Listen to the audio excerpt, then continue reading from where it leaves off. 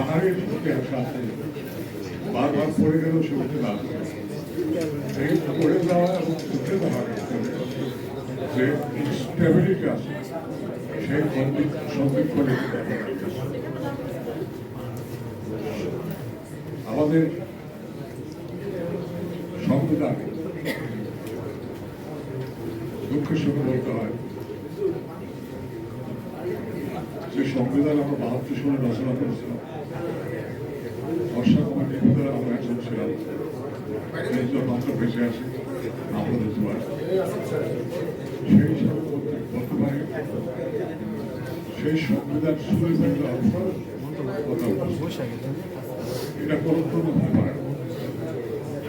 একটা জাতির অস্তিত্ব, একটা জাতির এগিয়ে যাওয়ার এবং রাষ্ট্র ব্যবস্থা কীভাবে চলবে, মৌলিক অধিকার কীভাবে চলবে, মৌলিক অধিকার কতভাবে থাকবে, সব কিছু নিয়ে একটা জাতি অগ্রসর হয়। আমার আজকে এই বই নিয়ে কিছু বলার ছিল, কিন্তু অনেক আলোচনা দরকার নেই। তবে আমি বুঝিয়ে না, আমরা বাঙালি জাতি সব কিছু বলে আমি দিয়ে এই আমি তত্ত্ব যেদিন শেষ হবে, আমরা তত্ত্ব যেদিন আসবে, জনগণ যখন আসবে এবং আমরা যখন আসবে, তখন দেশ কিন্তু আমরা প্রিয়াম্বলে লিখেছিলাম সংবিধানে, আমরা বাংলাদেশের জনগণ ২৬শে মার্চ স্বাধীনতা প্রতিষ্ঠা ঘোষণা দিয়ে এই রাষ্ট্র প্রতিষ্ঠা করেছে। ওখানে লেখা হয় নাই আমরা রেখেছিলাম।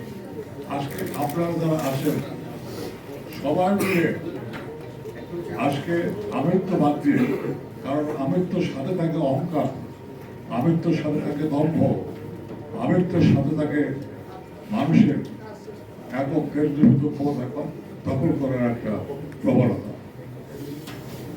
লেখককে ধন্যবাদ জানাই এ কারণে তিনি নির্দিষ্টভাবে এই বইটি রচনা করেছেন। একজন লেখক যখন একটা বই লেখেন, সেটা তার সন্তানের মতো প্রতিটি শব্দে অক্ষরে বর্ণের ভাষায় সন্তানকে যেমনভাবে লালিত করা হয়, তেমনিভাবে একজন লেখক সেইভাবে বই তুলে ধরে।